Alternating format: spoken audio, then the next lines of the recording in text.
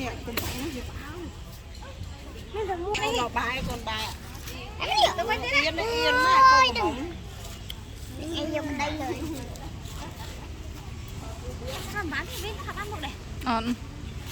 nên bây giờ cùng nay rất man mà sao bằng ai mà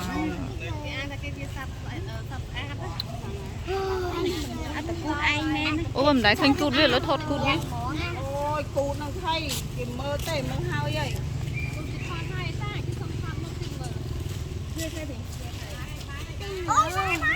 hỏi về tên nó nhắm tắt xin nhắm tắt bài khăn nó về tên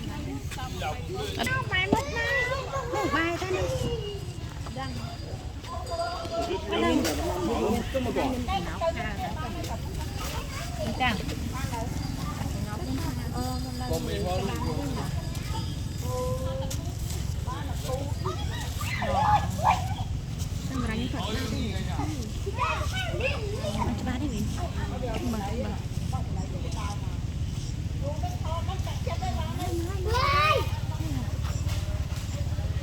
thôi bây giờ này chụp bánh áo thôi mình nắng